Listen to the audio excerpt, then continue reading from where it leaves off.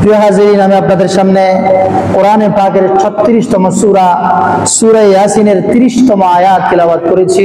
এই আয়াতে আল্লাহ রাব্বুল আলামিন বলেন, ইয়া হাসরাতান আলাল ইবাদ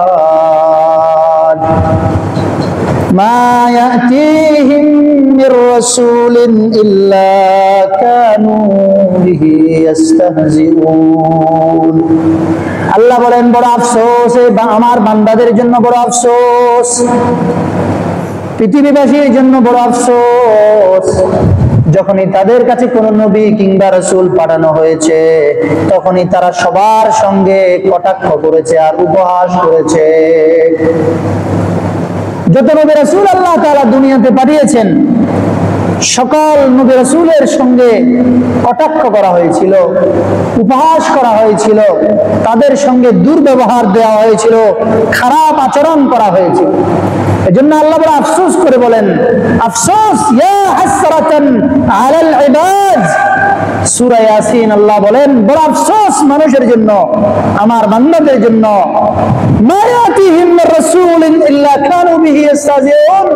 যখনই তাদের কাছে কোন নবী পাঠানো হয়েছে, কোন রাসূল পাঠানো হয়েছে, তারা দ্বীনের কথা বলেছে, ইসলামের কাজ করেছে, ন্যায়ের কাজ করেছে, তখনই তাদের সঙ্গে উপহাস করা হয়েছে, তখনই তাদের সাথে ঠাট্টা বিদ্রূপ করা হয়েছে। সকল নবীর সঙ্গে এমন করা হয়েছে। হযরত নূহ আলাইহিস সালাতু ওয়াস সালাম 950 বছর পর্যন্ত 950 বছর পর্যন্ত দ্বীনের দাওয়াত দিয়েছেন, ইসলামের দিকে ডেকেছেন, সত্য কথা বলেছেন। কিন্তু হযরত নূহ আলাইহিস সালাতু ওয়াস সালাম যখন হকের কথা বলতেন, ইসলামের কথা বলতেন, আল্লাহর কথা, সত্য কথা মানুষের সামনে তুলে ধরতেন, তখন তারা তাদের কানের ভিতরে আঙ্গুল দিয়ে রাখতো, নূহ আলাইহিস সালাতু ওয়াস সালামের কথা শুনতো না। নানান ভাবে তাকে কষ্ট দিত। 950 বছর পর্যন্ত দাওয়াত দিয়ে মাত্র 80 জন মানুষ তার উপরে ঈমান এনেছিল। 950 বছর দাওয়াত দেওয়ার পরে, দাওয়াতি কাজ করার পরে মাত্র 80 জন মানুষ, 40 জোড়া 80 জন মানুষ তার উপর ঈমান এনেছে। আল্লাহু আকবার। হযরত ইব্রাহিম আলাইহিস সালাতু ওয়াস সালাম যখন দাওয়াত দিতে শুরু করলেন, মানুষকে যখন ইসলামের দিকে ডাকলেন, তখন তৎকালীন বাদশা তার জন্য, তাকে আগুনে পোড়াবার জন্য অগ্নিকুণ্ডের ব্যবস্থা করলেন। অগ্নিকুণ্ড বানানো হলো, সেখানে ইব্রাহিম আলাইহিস সালাতু ওয়াস সালামকে নিক্ষেপ করা হলো।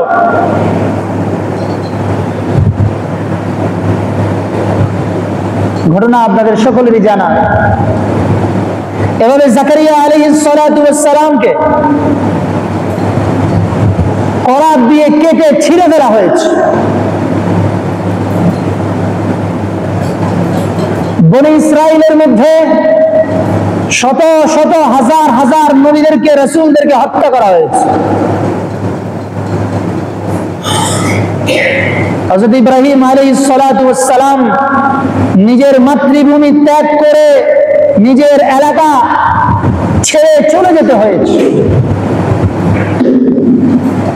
এভাবে সকল নবীদের উপর নির্যাতন, নিপীড়ন, মিথ্যা অপবাদ দিয়ে নবীদেরকে কষ্ট দেওয়া হয়েছে, বিদ্রোহ করা হয়েছে, উপহাস করা হয়েছে।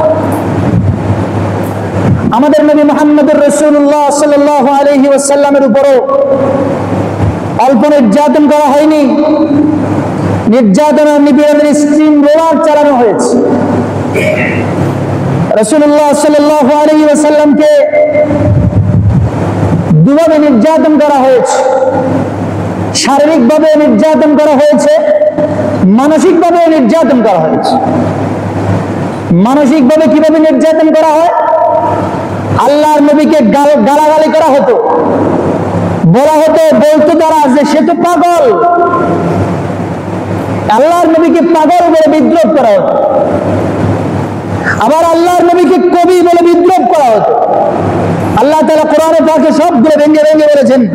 কোরআনে পাকের 68তম সূরা সূরাতুল কালামের 51 নম্বর আয়াতে আল্লাহ বলেন, ওয়ায়াকুলুনা ইন্নাহু লামাজনুন, তারা বলতো যে মুহাম্মদ পাগল। এরপর আল্লাহ তাআলা কোরআনে পাকের 51 নম্বর সূরা সূরাতুল যারিয়াতের 52 নম্বর আয়াতে বলেন, كذلك ما أتى الذين من قبلهم من رسول إلا قالوا ساحر أو مجنون। এভাবে আল্লাহ বলেন, এভাবে মা আতা আল্লাযীনা মিন ক্বাবলিহিম, তাদের পূর্বে মির রাসূলিন, যত নবী পাঠানো হয়েছিল, যত নবী আগমন করেছিল, প্রত্যেক নবীকে তারা বলতো জাদুকর আর পাগল। সব নবীকে তারা এভাবে পাগল বলে উপহাস করত। 2 নম্বর, আল্লাহর নবীকে কবি বলে উপহাস করা হতো। আল্লাহর নবী যখন কোরআনের আয়াত মানুষদেরকে শোনাতেন, তখন আল্লাহর নবীকে বলতো এটা তার বানানো কবিতা, এটা কোরআনের কোনো আয়াত নয়, এটা ঐশী কোনো বাণী নয়, এটা আল্লাহর পক্ষ থেকে বানানো কোনো আয়াত নয়, বরং এটা মুহাম্মাদের বানানো কবিতা, মুহাম্মদ একজন কবি। এই কথা বলে মুহাম্মদুর রাসূলুল্লাহকে উপহাস করা হতো। কোরআনে পাকের 69 নম্বর সূরা সূরাতুল হাক্কা এর 41 নম্বর আয়াতে আল্লাহ রাব্বুল আলামিন কাফেরদের এই কথার জবাব দিয়ে বলেন, ওয়ামা হুয়া বিকাউলি শাইর কালিলাম মা তুমিনুন। আল্লাহ বলে, কাফেরের গোষ্ঠী, আমার নবীর এই কথাগুলো আমার পক্ষ থেকে বলা কথা। ওয়ামা হুয়া বিকাউলি শাইর, এটা কোনো কবির কথা নয়।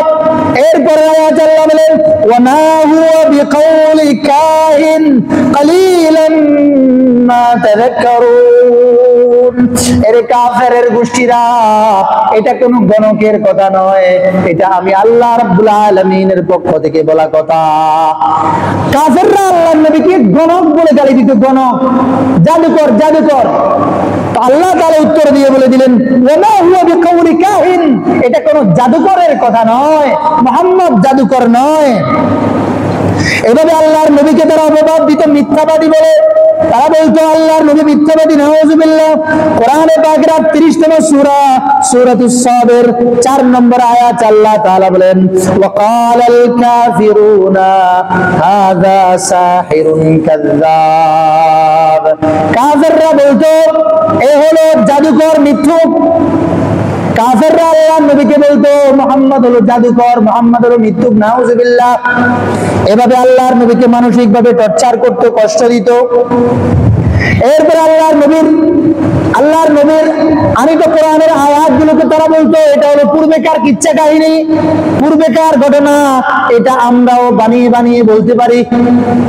আল্লাহর নবী যখন পূর্বের কোন ইতিহাস কোরআন থেকে বলতেন, তখন বলতো আরে এরকম বানানো ঘটনা, কিচ্ছা কাহিনী, হ্যাঁ, এগুলো আমরাও বলতে পারি।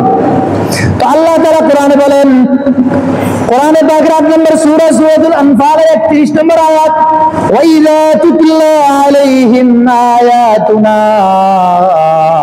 যখন তাদের সামনে আমার আয়াত তেলাওয়াত করা হতো, ক্বালু, তখন তারা বলতো, ক্বাদ সামিআনা, আরে এমন কথা আমরা আগে থেকে জানি, লাউ নাশাউ লাকুলনা মিথলা হাযা, আমরাও চাইলে এমন কথা বানিয়ে বানিয়ে বলতে পারি। ইন হাযা ইল্লা আসাতিরুল আউয়ালিন, কাফেররা বলেন এটা হলো আসাতিরুল আউয়ালিন, পূর্বেকার কিচ্ছা কাহিনী, পূর্বেকার ইতিহাস ঘটনা মাত্র, এটা আর কিছু নয়, এটা আল্লাহর কোনো বাণী নয়, এটা ঐশী কোনো বাণী নয়। এভাবে আল্লাহর নবীকে মিথ্যুক সাব্যস্ত করে তারা উপহাস করত। তারা আল্লাহর নবীকে বলতো মিথ্যা রটনাকারী, অন্যের সাহায্যে মিথ্যা রটনাকারী বলতো। কোরআনে পাকের 25তম সূরা সূরাতুল ফুরকানের 4 নম্বর আয়াতে আল্লাহ তাআলা বলেন, ওয়াকালাল্লাযীনা কাফারু ইন হাযা ইল্লা ইফকুন ইফতারা ওয়া আনাহু আলাইহি কওমুন আখারুন। কাফেররা বলে এটা হলো তার বানানো কথা, তাকে এই ব্যাপারে কিছু লোক সাহায্য করে, কিছু লোকের সাহায্যে সে এই মিথ্যা কথাগুলো সমাজে প্রচার করে, সমাজে এই কথাগুলো বলে বেড়ায়। আল্লাহর নবীকে এই কথা বলে উপহাস করা হতো। আল্লাহর নবীকে বলা হতো পথভ্রষ্ট, ভুল পথে হাঁটতেছে, সঠিক পথের উপর নেই। এই কথাগুলো আল্লাহর নবীকে বলা হতো। কোরআনের 83তম সূরা সূরাতুল মুতাফফিফিনের 32 নম্বর আয়াতে আল্লাহ বলেন, وَإِذَا رَأَوْهُمْ قَالُوا إِنَّ هَؤُلَاءِ لَضَالُّونَ। মক্কার কাফেররা যখন আল্লাহর নবী এবং সাহাবীদেরকে দেখতো, তখন তারা বলতো, ইন্না হাউলাই লাদাল্লুন, এরা সবাই পথভ্রষ্ট, এরা সবাই ভুল পথে হাঁটতেছে, এরা সবাই অন্যায় অপরাধ করতেছে। এভাবে আল্লাহর নবীকে পথভ্রষ্ট বলে উপহাস করা হতো, মানসিকভাবে নির্যাতন করা হতো। আল্লাহর নবীকে রাইনা বলে উপহাস করা হতো। রাইনার এক অর্থ হলো আমাদের দিকে তাকান, আর রাইনার আরেক অর্থ হলো আমাদের রাখাল।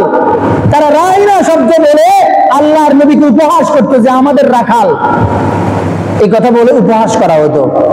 এজন্য আল্লাহ তাআলা কোরআনে পাকে 2 নম্বর সূরা সূরাতুল বাকারার 104 নম্বর আয়াতে ঈমানদারদেরকে লক্ষ্য করে বলেন, ইয়া আইয়ুহাল্লাযীনা আমানু লা তাকুলু রাইনা ওয়া কুলু যুরনা ওয়াসমাউ ওয়ালিল কাফিরিনা আযাবুন আলীম। হে ঈমানদারগণ, তোমরা আমার নবীকে রাইনা বলবে না। নবীর দৃষ্টি আকর্ষণ করার জন্য তোমরা বলতে পারো উনজুরনা, এই শব্দ বলতে পারো। রাইনা শব্দ তোমরা বলিও না, এই শব্দ বলে তো আমার নবীকে কাফেররা কষ্ট দেয়। এই জন্য তোমরা রাইনা শব্দ বলবে না, বরং তোমরা বলবে উনজুরনা ওয়াসমাউ, এই শব্দ বলিও। আর মনে রাখো, যারা আমার নবীকে এভাবে মিথ্যাবাদী বলে, যারা আমার নবীকে এভাবে নানা শব্দ দিয়ে আঘাত করে কষ্ট দেয়, আমি আল্লাহ বলে দিচ্ছি ওয়ালিল কাফিরিনা আযাবুন আলীম, কাফেরদের জন্য কঠিন শাস্তির ব্যবস্থা রয়েছে। আল্লাহর নবীকে তারা এভাবে কষ্ট দিত। হাদিসের মধ্যে আসছে, ইতিহাসের কিতাবে আসছে, আল্লাহর নবীকে মুজাম্মাম মানে নিন্দিত, নিন্দনীয় এই কথা বলে গালি দেওয়া হতো। আল্লাহর নবীকে বলা হতো যে আমাদের বাপদাদার ধর্ম বিনষ্টকারী। আল্লাহর নবীকে বলা হতো সমাজে বিভেদ সৃষ্টিকারী। আল্লাহর নবীকে আবু লাহাব, আল্লাহর নবীর যখন ছেলে মারা যায় তখন আবু লাহাব আল্লাহর নবীকে গালি দিয়েছিল আবতার বলে, যে সে তো নির্বংশ, বংশ কাটা, তার তো পরবর্তীতে কোনো বংশ থাকবে না। এই কথা বলে আল্লাহর নবীকে যখন গালি দেয়, তখন আল্লাহ রাব্বুল আলামিন কোরআনে পাকের সূরাতুল কাউসার নাজিল করে বলে দিলেন, ইন্না শানিআকা হুয়াল আবতার। হে নবী, আপনার চিন্তার কোনো কারণ নাই। লোকেরা আপনাকে আবতার বলে গালি দেয়, আমি আল্লাহ বলছি যে আপনাকে আবতার বলে গালি দিয়েছে সেই আবতার হবে, সেই নির্বংশ হবে, তার কোনো বংশ পরিচয় থাকবে না, আপনি আবতার হবেন না। আল্লাহ তাআলা তাকে সান্ত্বনা দিয়েছেন। আল্লাহর নবীকে, আল্লাহর নবী যখন দ্বীনের দাওয়াত দিতে শুরু করলেন, যতদিন পর্যন্ত দ্বীনের দাওয়াত দেন নাই, নবুয়ত প্রাপ্ত হন নাই, ততদিন সবার কাছে প্রিয় ছিল, ভালো ছিল, পছন্দের লোক ছিল, আলামিন ছিলেন। কিন্তু যখনই আল্লাহর নবী দ্বীনের দাওয়াত দিতে গেলেন, সর্বপ্রথম আল্লাহর নবী সবাইকে দ্বীনের দাওয়াত দেওয়ার জন্য আহ্বান করলেন, ডাক দিলেন, তখনই আল্লাহর নবীর বিরুদ্ধে আবু লাহাব বলে উঠলে, তাব্বাল লাকা ইয়া মুহাম্মদ, হে মুহাম্মদ, তুমি আমাদেরকে এই জন্য ডেকেছ, তোমার উপর, তোমার জন্য ধ্বংস, তুমি ধ্বংস হও। এভাবে আল্লাহর নবীকে যখন বড় মজলিসে সমস্ত এলাকাবাসীর সামনে আল্লাহর নবীর জন্য এভাবে অভিশাপ করলো, আল্লাহর নবীকে এভাবে অপমানিত করলো, তখন আল্লাহ তাআলা আসমান থেকে কোরআন নাজিল করে বলে দিয়েছেন, আমার নবীকে অপমান করো তোমরা, আমি বলে দিচ্ছি আমার নবীর হাত ধ্বংস হবে না, বরং আমি আল্লাহ বলছি তাব্বাত ইয়াদা আবি লাহাব, আবু লাহাবের দুহাত ধ্বংস হোক, ওয়া তাব, এবং তার দুহাত ধ্বংস হবেই হবে, নিশ্চিত তার দুহাত ধ্বংস হবে, আবু লাহাব ধ্বংস হবে। আল্লাহ তাআলা তার প্রতি উত্তরে কোরআনে জবাব দিয়ে দিয়েছেন।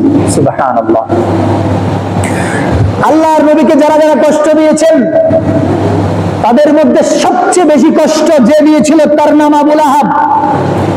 আরো অনেকেই কষ্ট দিয়েছিল, কিন্তু আবু লাহাবের মতো এত কষ্ট আর কেউ দেয় নাই।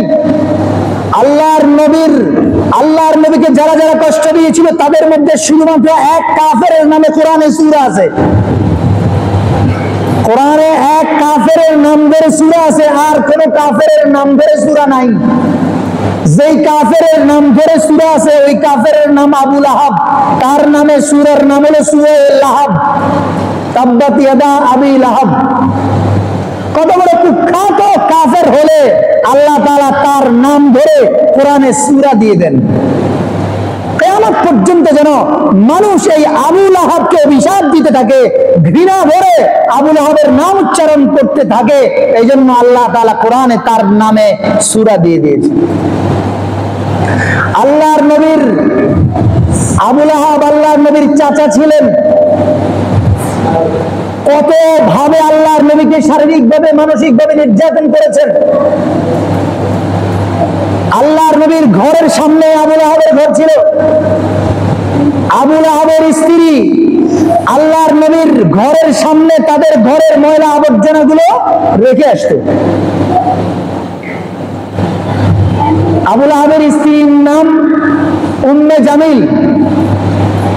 এই উম্মে জামিল এর কাজ ছিল আল্লাহর নবীর বিরুদ্ধে নানা রকমের মিথ্যা রটানো, নানা রকমের গুজব, মিথ্যা বানোয়াট কথাবার্তা আল্লাহর নবীর নামে বানিয়ে এলাকার মাঝে ছড়ানো। এটা ছিল উম্মে জামিলের কাজ, আবু লাহাবের বউয়ের কাজ।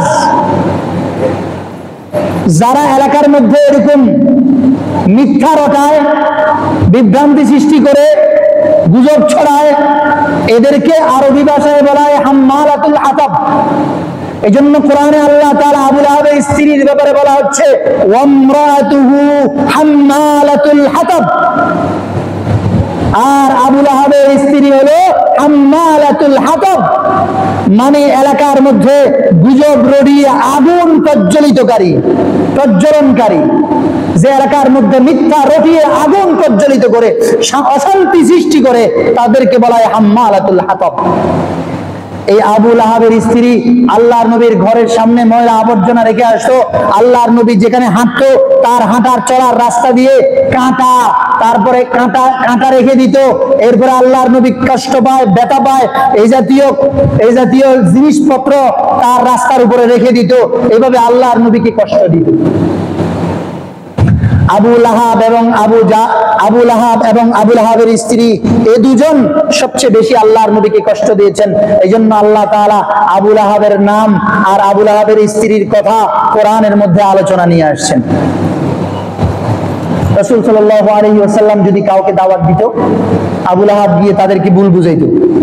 বিদেশ থেকে যদি কেউ আসতো, মক্কার বাহির থেকে কোনো ভিনদেশী মানুষ যদি মক্কায় আসতো, তখন তাদেরকে রাস্তায় আটকিয়ে মুহাম্মাদের কাছে যেন না যায়, মুহাম্মাদের কথা যেন না শুনে, এজন্য নানাভাবে তাদেরকে বুঝাইতো, ভুল বুঝাইতো। কিতাবের মধ্যে আসছে, বায়াকি শরীফের রওয়ায়াত, ফাইন্নাহু সাবিউন কাযাব। আবু লাহাব বলতো, আরে ভাই, মুহাম্মদ হলো মিথ্যাবাদী, আমাদের ধর্মের মধ্যে ধর্মীয় সম্প্রীতি নষ্টকারী, তোমরা মুহাম্মাদের কাছে যাইও না, সাবধান, তার থেকে বেঁচে থাকবা। এভাবে নানা রকমের কথা মানুষের মধ্যে ছড়াইতো। বিদেশ থেকে ভিনদেশ থেকে আসা, বাইরে থেকে আসা মানুষগুলোকে এভাবে সে রাস্তায় রাস্তায় বুঝাইতো। এটা ছিল আবু লাহাবের কাজ। আল্লাহু আকবার। এরপরে আবু লাহাবের ছেলে আল্লাহর নবীকে নানাভাবে কষ্ট দিত, তখন আল্লাহর নবী আবু লাহাবের ছেলের জন্য বদদুয়া বলেছিল, আল্লাহুম্মা সাল্লিত আলাইহি কালবান মিন কিলাবিহি, আয় আল্লাহ, আপনি আপনার কুকুরগুলো থেকে একটা কুকুর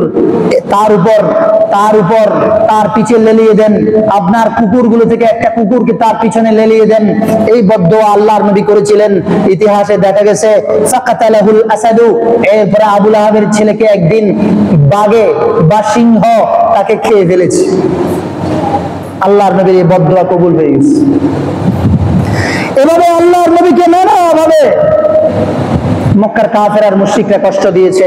আল্লাহর নবী যখন দাওয়াত দেওয়ার জন্য তায়েফের ময়দানে গিয়েছিলেন, তায়েফবাসীর কাছে যখন দাওয়াত দিতে গেলেন, তখন তায়েফের শিশু বাচ্চাদেরকে তার পিছনে লেলিয়ে দেওয়া হলো। বলা হলো যে মোহাম্মদ একটা পাগল, মোহাম্মদ একটা পাগল। পাগলের পিছনে যেমন বাচ্চারা ছুটোছুটি করে পাথর মারে, এভাবে আল্লাহর নবীর পিছনে বাচ্চারা পাথর মারামারি শুরু করলো। বাচ্চাদেরকে পাথর মারার জন্য লাগিয়ে দিল। আল্লাহর নবীকে পাথর মারতে মারতে, কিতাবের মধ্যে হাদিসের মধ্যে এসেছে, আল্লাহর নবীকে পাথর মারতে মারতে আল্লাহর নবীর শরীর থেকে রক্ত বের হয়ে জমিন, আল্লাহর নবীর খড়ম জুতা পরিপূর্ণ হয়ে জমিনের উপর ওই রক্ত জমিনে পড়ার উপক্রম হলে আল্লাহর নবী ওই রক্তগুলো মুছে ফেলতেছিল, রক্তগুলো মুছে ফেলতেছিল। আল্লাহর নবীকে জিজ্ঞেস করা হলো, ইয়া রাসূলুল্লাহ, আপনাকে এত মারা মারতেছে, আপনাকে তায়েফের মানুষ, আপনার পার্শ্ববর্তী এলাকার মানুষ, তায়েফ তো মক্কারই একটা জায়গা, আপনার পার্শ্ববর্তী এলাকার মানুষ আপনার উপর এমন নির্যাতন নিপীড়ন করতেছে, আপনাকে রক্তাক্ত করতেছে, আপনি তাদের কিছুই বলতেছেন না, বরং আপনি রক্ত মাটিতে পড়তে দিচ্ছেন না। ইয়া রাসূলুল্লাহ, কারণ কি ছিল? আপনি রক্ত মাটিতে পড়তে দেন নাই কেন? তখন মুহাম্মদুর রাসূলুল্লাহ বলেছিল যে আমার রক্ত আমি সহ্য করতে পারতেছি, কিন্তু এই রক্ত যদি মাটির উপরে পড়ে, মাটি সেটা সহ্য করবে না, মাটি তাদের থেকে প্রতিশোধ নিবে, এই মাটি তাদেরকে মাটির তলে ধসিয়ে দিবে, এই জন্য আমি রক্ত মাটিতে পড়তে দেই নাই। সুবহানাল্লাহ। কিতাবের মধ্যে আছে, হাদিসের কিতাবে, আল্লাহর নবীকে যখন তায়েফের ময়দানে এভাবে নির্যাতন করা হয়, আল্লাহ রাব্বুল আলামিন আসমান থেকে জিবরাইলকে পাঠান।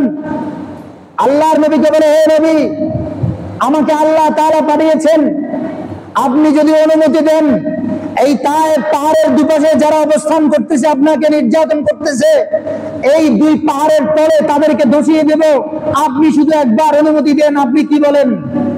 মুহাম্মদুর রাসূলুল্লাহ সাল্লাল্লাহু আলাইহি ওয়াসাল্লাম বলেছেন, না না, এমনটা করার কোনো দরকার নাই। আজকে যারা আমাকে ভুল বুঝতেছে, আজকে যারা আমার উপর নির্যাতন করতেছে, আমার গায়ে হাত তুলেছে, আমার শরীর থেকে রক্ত ঝরিয়েছে, হয়তোবা পরবর্তী প্রজন্ম, পরবর্তীতে তাদের ছেলেমেয়েরা, হয়তোবা পরবর্তীতে কেউ তারা বুঝতে পারবে আর তারা ঈমান আনবে। আমি যে হক ছিলাম, আমি যে সত্য ছিলাম, সত্য ইসলামের দাওয়াত দিয়েছি, এই কথা হয়তো তাদের পরবর্তী কোনো প্রজন্ম বুঝবে আর আল্লাহর উপর, আমার উপর ঈমান আনবে। না না, তাদেরকে ধ্বংস করার, তাদের থেকে প্রতিশোধ নেওয়ার কোনো দরকার নাই। সুবহানাল্লাহ। এভাবে আল্লাহর নবীকে নানান ভাবে কষ্ট দেওয়া হয়েছে। বুখারী শরীফের একটা হাদিস আমি আপনাদেরকে শোনাই। হযরত আব্দুল্লাহ ইবনে ওমর রাদিয়াল্লাহু তাআলা আনহু বলেন, বুখারী শরীফের 3678 নম্বর হাদিস, সাআলতু আব্দুল্লাহ ইবনে আমর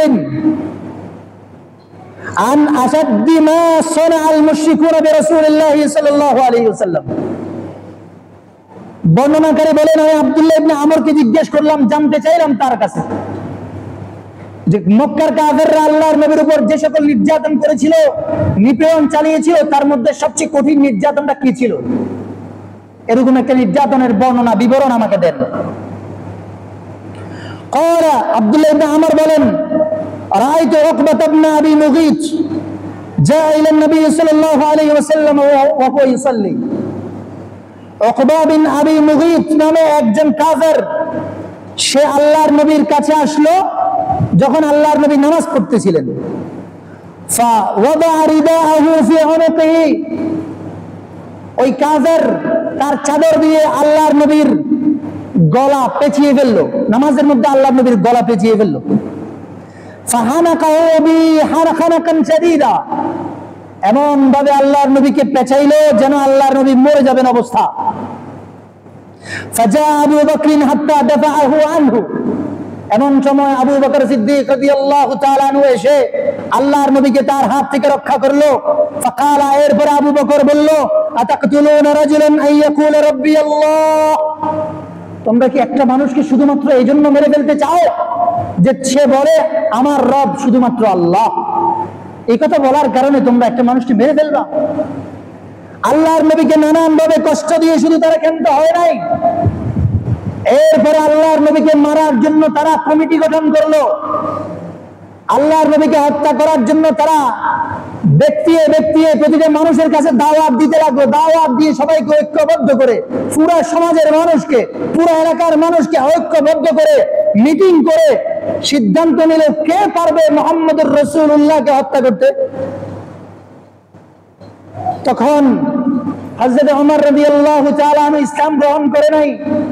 হযরত ওমর দাঁড়িয়ে গেলেন যে হ্যাঁ আমি পারবো, তোমরা এখানে বসো, আমি এক্ষুনি মুহাম্মদের মাথা নিয়ে তোমাদের কাছে হাজির হচ্ছি।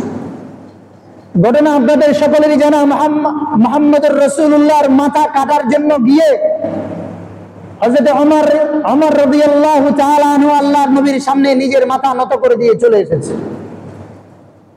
হযরত ওমর রাদিয়াল্লাহু তাআলা আনহু ইসলাম গ্রহণ করে মুসলমান হয়ে গেছে। এরপরেও তারা ক্ষান্ত হয় নাই। আল্লাহর নবীকে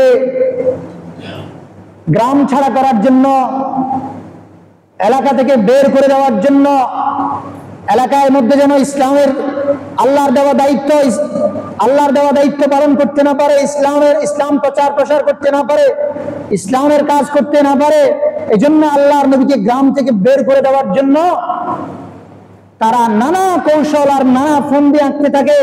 এমনকি তারা ঠিক করে হয়তো মুহাম্মদুর রাসূলুল্লাহকে গ্রাম ছাড়া করবে, নয়তো মেরে ফেলবে।